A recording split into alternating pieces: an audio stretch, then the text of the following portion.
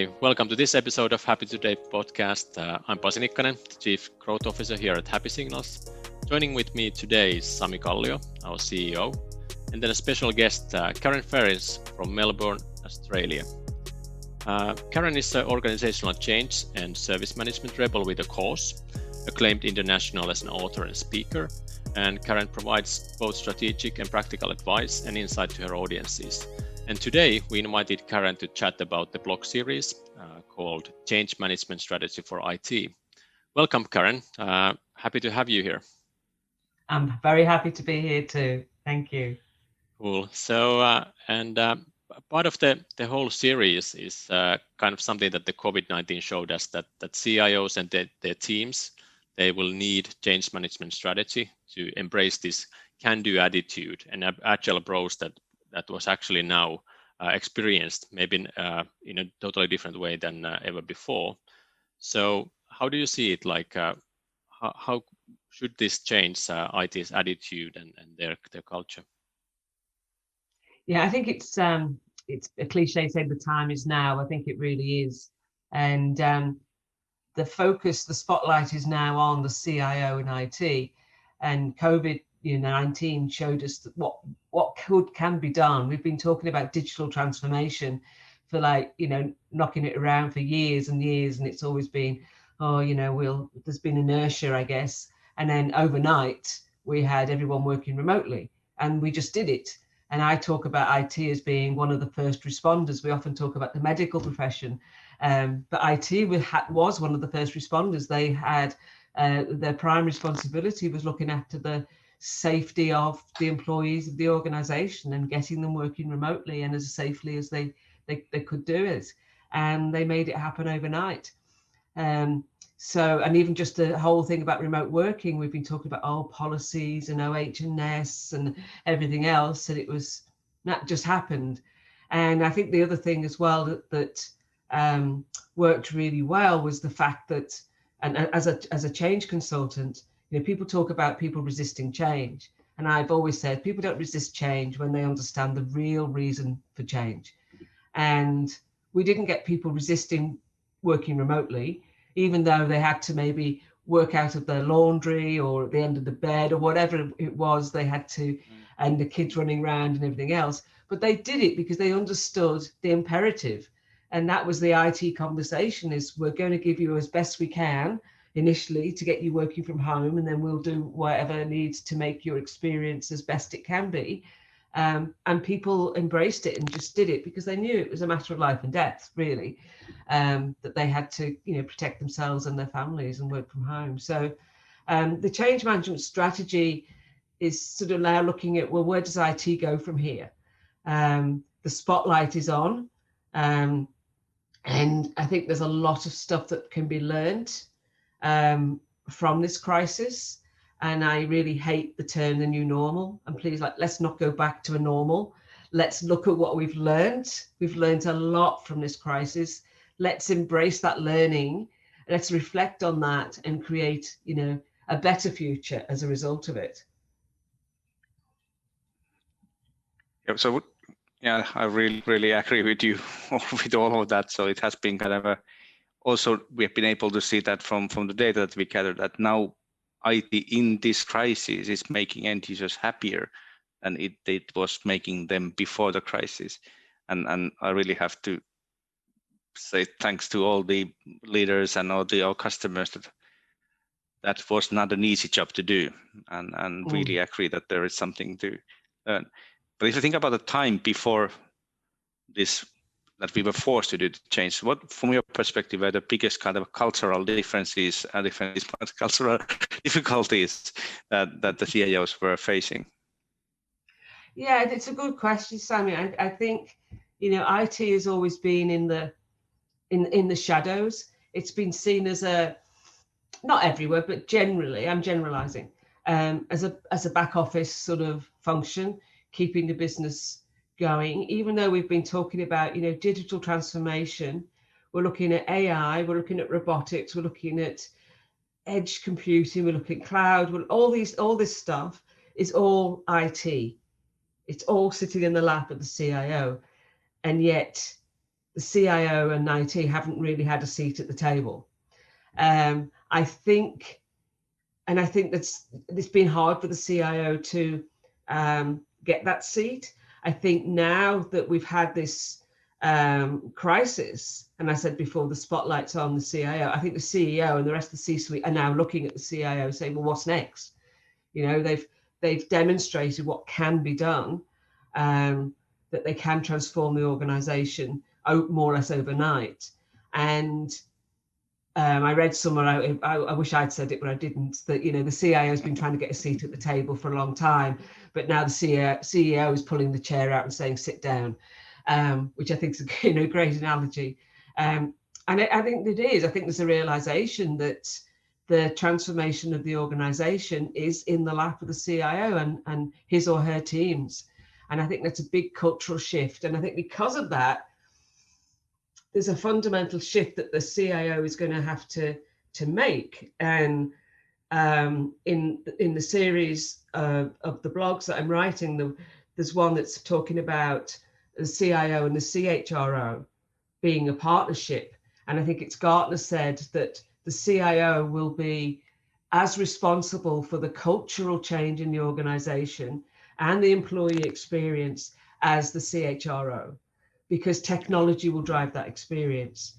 And it's going to be absolutely critical to IT and the CIO to know what that experience needs to be, which is why it's that partnership with HR to say, well, what do we need to provide our employees to provide a better experience? And, you know, where's the data coming from, which is, you know, in the lap of your guys, you know, what you do at Happy Signals is, you know, how do we know if we're doing the right things? How do we know if we're increasing the experience?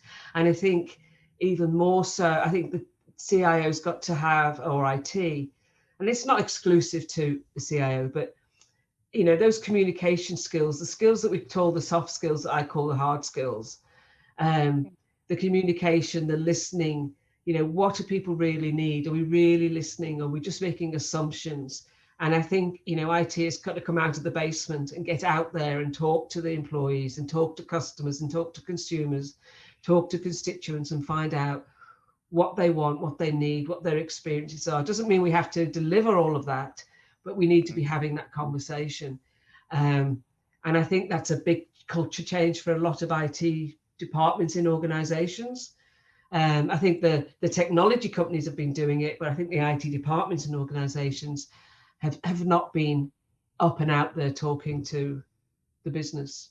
Yeah, that's good. And I think what I also saw this one article about that CIOs actually can teach a lot to the CHROs about data, because and it's something that actually the HR managers should understand, that they can get that support from the IT guys.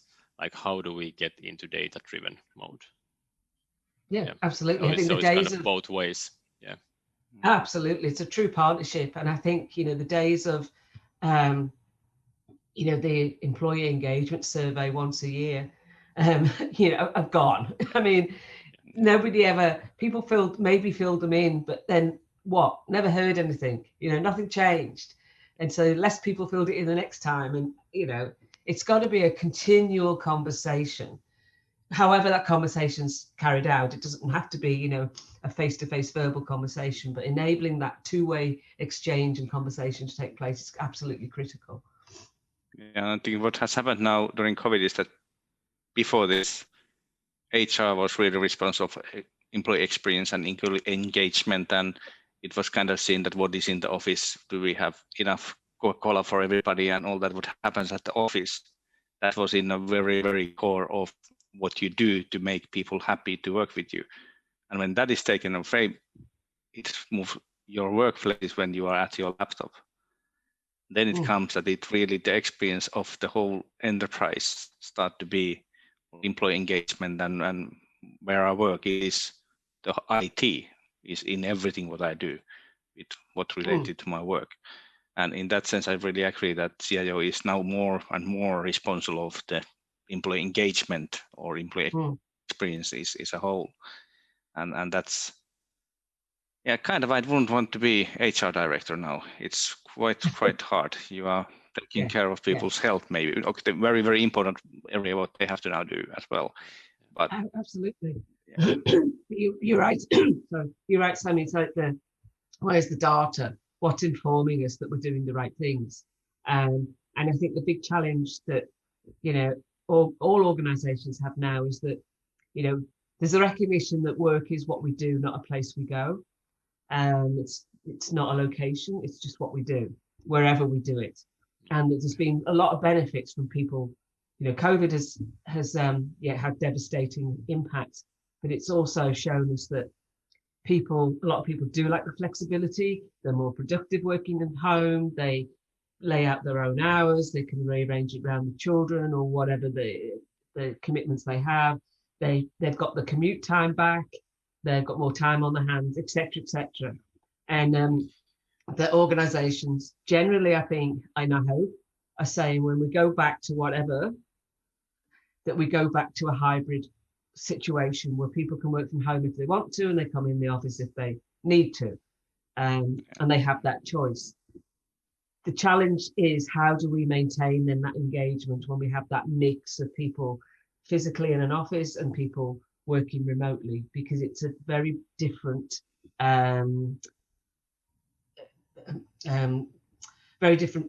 situation that we've ever had. We have managers, I won't call them leaders, managers who feel they have control of their teams, or they have management of the teams when they can see them.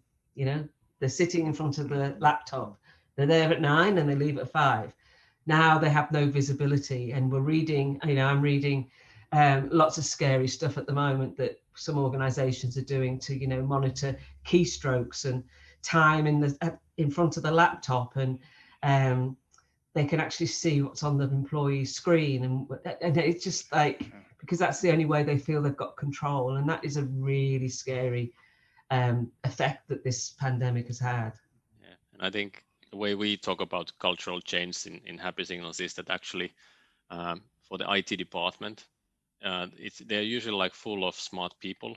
You need to now give them a more like an outcome goal, like a focus of what you need to do, and making the employees happy and productive. It's an excellent kind of goal for an IT team now. It's not anymore that just keep the system up and running. It's more like, hey, we're actually doing this for the people working for the organization. So I think, yeah. That I mean, that's every kind of a way organization to. is now a technology organization, isn't it? Every company is a technology company, regardless of what you do. And again, IT is at the forefront of that. And I think IT is being looked at now to not just keep the lights on, not just to keep the systems running, but actually give the organization that competitive advantage. And whether it's process or technology, it's people first. People have to be, first and forefront. And if you have, as you guys know, engaged employees, you have increased productivity, motivation, inspiration. And at the end of the day, it affects the bottom line because there's more profitability as a result. Yeah, that is exactly what we believe in, that if people know better what is their target, what they are aiming for, that just gives the motivation, which changes everything. So, and that's in IT has been, from my perspective, a kind of a lost power or something, because if your task is closing tickets or keeping servers running, it just isn't motivating. But if it's that sense of purpose, isn't it? And we've lost that in many organizations, and we've talked about it for a long time about cascading the objectives or the strategy, the goals of the organization down, so that everybody can actually relate what they do to the overall outcome that the organization is trying to achieve. And it's never really worked. It's never, so I'm closing tickets in a call center on the service desk. How does that relate to what the organization is trying to achieve?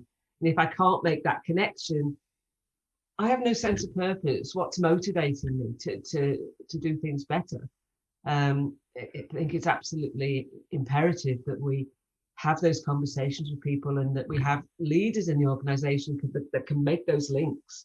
so they all know how we're contributing to what the organization is trying to achieve. Yeah. I think Forrester is using the term purpose workers, which I love it. It has kind of a very, very good easy point in that. I like that. You're talking also about kind of the resilience of the workforce.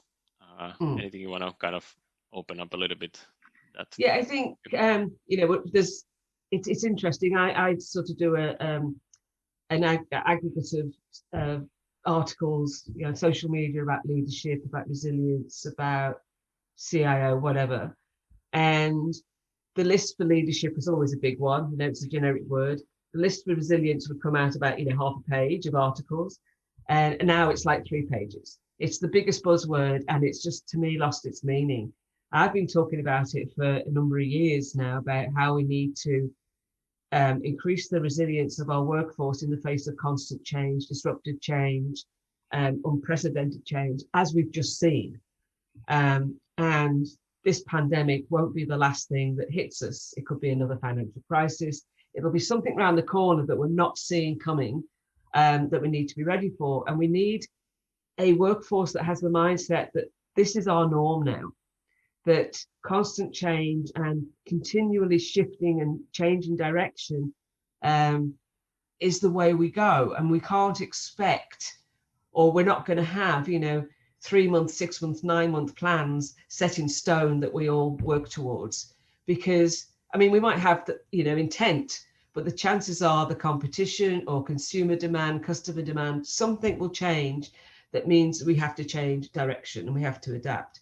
And we need to work with every employee in the organization to get that mindset that this is our norm, but also give them the resources to enable that resilience. At the moment, most of the resilience programs we're seeing in organizations, and there's nothing particularly wrong, I'm not knocking them, but they don't provide people with the resources to be more resilient given the context they find themselves in. So for example, if I'm faced with what I perceive as a negative situation, I probably need to look at reframing that. If I'm faced with a change or multiple changes, maybe I need to look at how I can adapt and shift to embrace those changes. I could have a lack of self-confidence. So how do I increase my self-belief? So there's lots of things that I work with organizations to say, well, what's the context you find yourself in?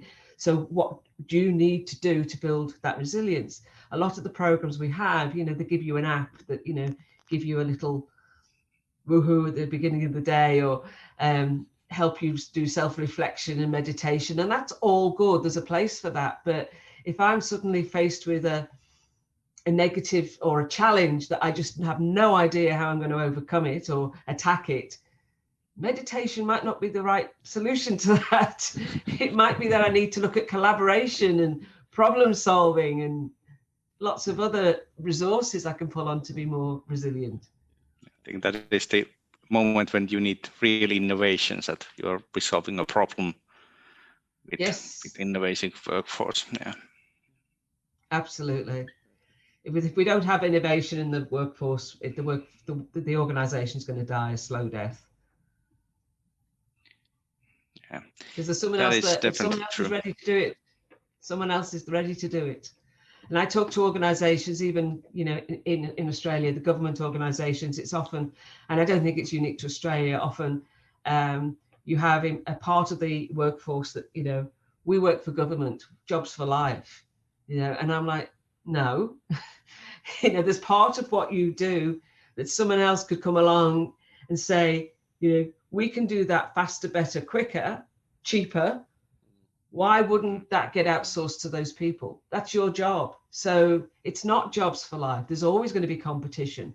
It might not be that they take over the taxation office or they take over the whatever it might be as a government agency, but they can chip at it and take bits of it away until, it's all dispersed.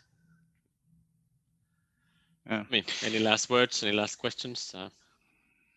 It has been really great to discuss you. I think we could continue this for half an hour at least more, or 2 hours, and of Yes. what we just started. But it's when discussing something about the culture and that kind of stuff, it is really motivating for me, because as Pasi said, that is in the beginning, that is one of the areas where I feel that there is a big change needed, and IT is not in many companies really driven by right targets, and I think that is the one thing that really, if CIOs are able to change their own organization from the perspective of this is why we are here, this is what we work for, and this is, then there is smart people doing better planning than one CIO can ever do, and that kind of just generating a first work that on their own level they work with the customers, are their own employees or real customers, it doesn't matter, but if they have the right mindset, it starts to work totally differently. And Absolutely. And when you are not at the office now, you have to have that mindset with everybody, because they will anyway be in those connections on their own. One thing I want to share to you that I was thinking earlier, we are measuring that remote working. And in that, we are asking if people are happy for it or unhappy. So the people who are happy with it, there is 45,000 people saying that they feel that it is efficient. Only 3,000 that are saying it's inefficient. So I think that really underlines that I hope nobody's thinking that they are just going back to normal and forcing these people back to office, because that would be a harder thing to do. Because now what you said, that everybody was motivated, understood the reason for remote working, they are not going to understand why we are going back to the old way. And that is one thing that everybody has to, at least I believe that is something CIOs and IT has to realize, that, hey, Absolutely. we don't have to go back. Agree more. Yeah, I totally agree. And I do hear, some organizations saying, yes, we'll all be back in the office by whenever. And I'm like, no, please give people the choice, so. But I guess there's good news. Wasn't it Microsoft that announced that, after this thing is over, they allow people to work wherever they want from. So I think kind of those big players showing the way will most likely help it happen. All right, but then, hey, if people want to learn more, read more, what is currently the best place to kind of get in touch with you or find your material? Yeah, they can hop on over to KarenFerris.com. There's no dot between Karen and Ferris, just KarenFerris.com. Perfect. We'll add that also, the link for all the listeners. Hey, thank you so much. And I think it's time for us to hit the sack and go to sleep. And I think it's time for you to start your day. Exactly. So, as we say in the podcast, stay happy and stay safe. Thank you. Thank you. Thank you.